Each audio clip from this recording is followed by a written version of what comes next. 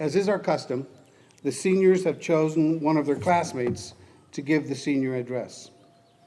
I would like to invite Mr. Gregory Haggard to the podium.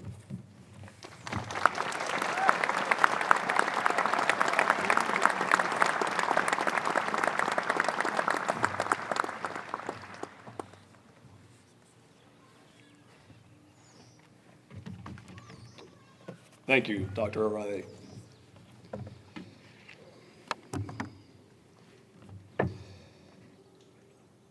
My fellow graduates, it is truly an honor to address you all today. As I stand here before you, a paraphrasing of St. Mark's Gospel, describing the three apostles witnessing the transfiguration, seems an apt description for my current feelings. But he was terrified and did not know what he was saying.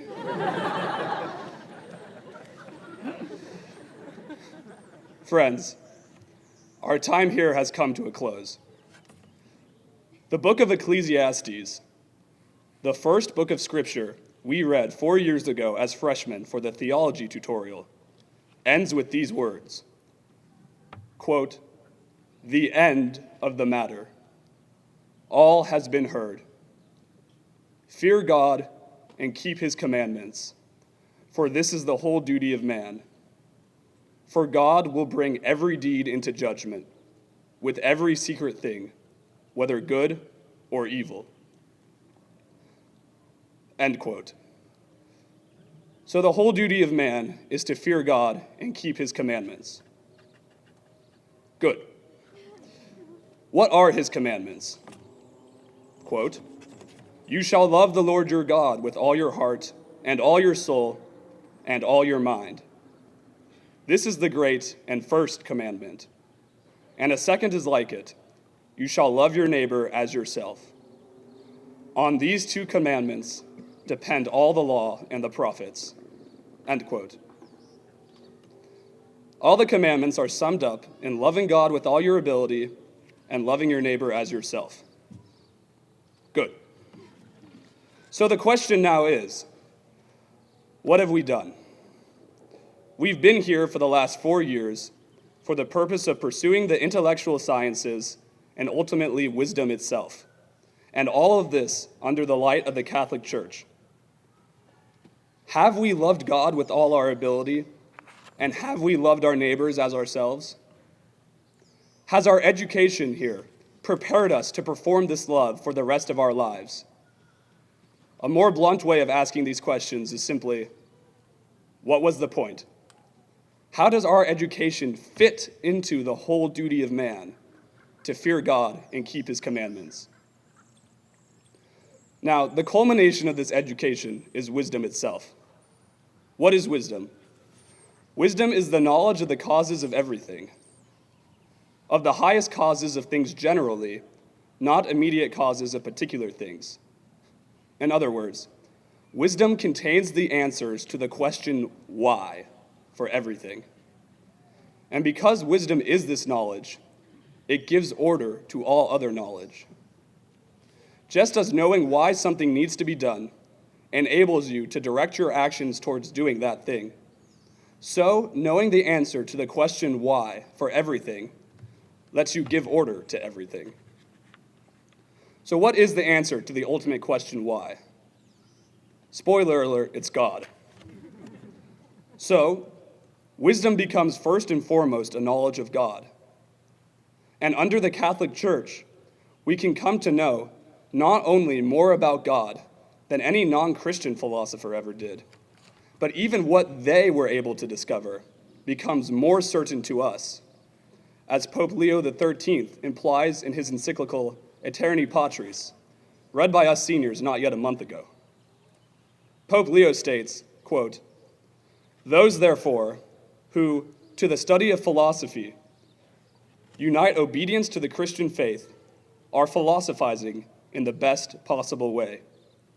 For the splendor of the divine truths, received into the mind, helps the understanding, and not only detract no wise from its dignity, but adds greatly to its nobility, keenness, and stability." End quote. Our education here at Thomas Aquinas College aims to give us this wisdom, or at least a beginning of wisdom. And how can we not say that this wisdom is part of loving God? It is knowing God himself, and from this knowledge springs forth love and joy. But what about my neighbor? Have I loved him as myself? Have I helped him get to heaven? I suspect most of you, and I sincerely hope all, have begun to experience here some of the deepest friendships of your life. Ask yourselves, have my friends here at the college actually helped me get closer to heaven? I, for my part, can answer that, yes, they in fact have. But we're speaking specifically of wisdom, intellectual sciences. How do these help me love my neighbor? How do they, being in me, help my neighbor get to heaven? Perhaps you think, after this education, you have been empowered with knowledge. You will therefore re-enter society with a keen, discerning eye, watching out for neighbors in error, and instructing and correcting them whenever you meet. If this is your plan, then I am here to crush your dreams. That is not how we make saints of ourselves and others. Of course, the rest of our time on this earth after today, we may have occasions where it is our duty to instruct our fellows in some way or other. But it may be, and for many of us will most likely be, the case that such occasions are not at all an everyday occurrence. I grant an exception to this to those who live around small children. I understand that 25 of you are engaged to be married, and you will soon enough be instructing others on a daily, I dare say hourly, basis. But this case aside, how does me having wisdom help my neighbor get to heaven? Well, I said it earlier and I'll say it again. Love and joy spring forth from wisdom. And this love and joy affects our neighbors.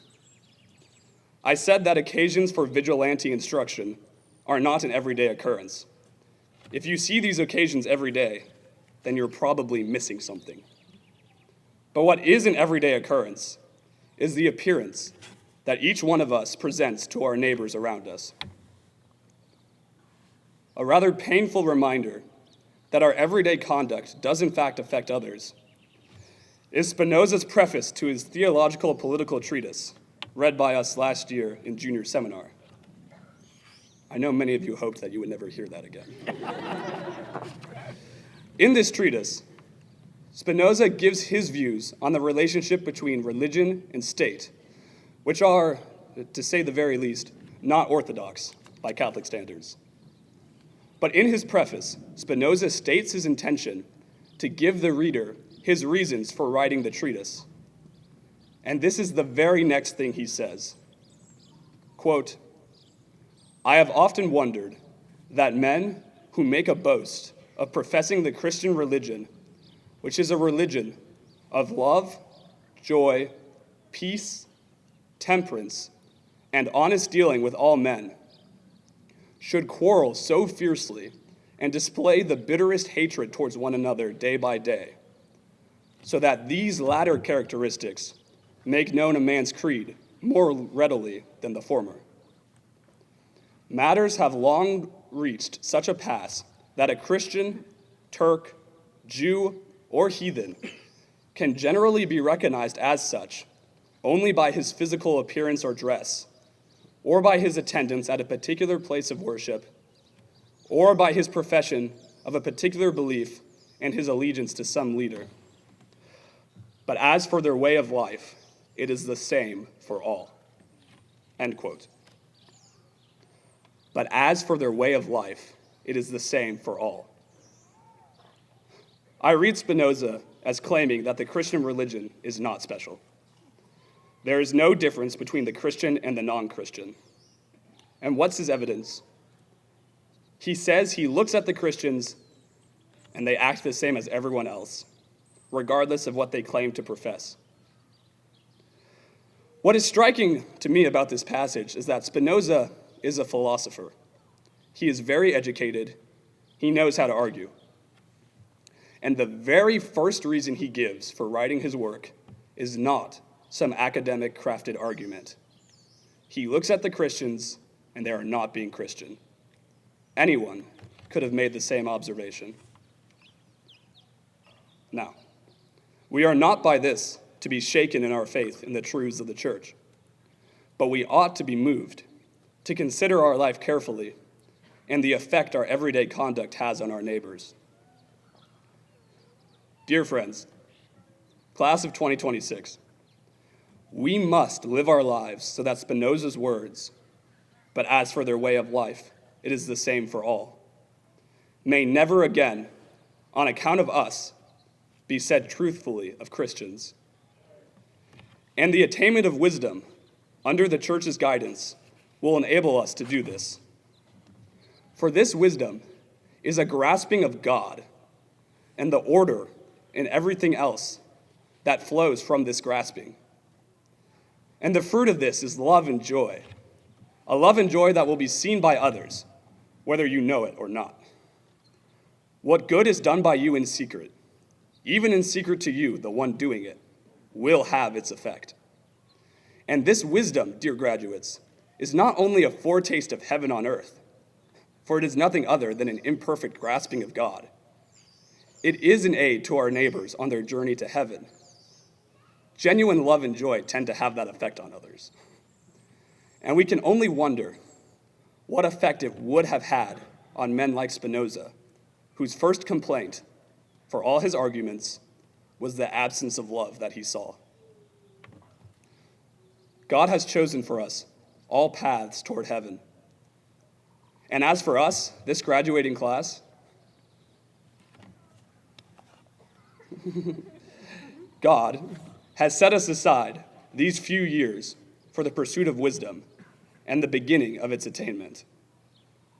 I do not know where God will send you all next, but in his plan, he lets you come here first. By God's grace, through the intercession of our Blessed Mother, our time here will be an important step on that path towards heaven and will continue to serve us in our time left on this earth. And for this step towards heaven, we owe a great deal of gratitude, more than can be adequately expressed in this address, to our tutors, the Board of Governors, our chaplains, the college staff, our parents, and everyone else who made our education possible. I also, on behalf of the senior class, wish to express great thanks to Father Luke Mata and Ambassador Birch for joining us here today and addressing us. My fellow graduates, dear friends, our time here together has come to a close, but our attainment of wisdom has only begun, and our love for God and our neighbors as ourselves is not beginning now, but has also already begun, and will continue to grow with our attainment of wisdom. To conclude, with a fresh look at Ecclesiastes in light of our considerations. The end of the matter. Fear God and keep his commandments, for this is the whole duty of man, nothing else. And your pursuit and attainment of wisdom is in keeping with these commandments, and God will bring it into judgment with every secret thing, and by his grace, it will always be good. God love you all.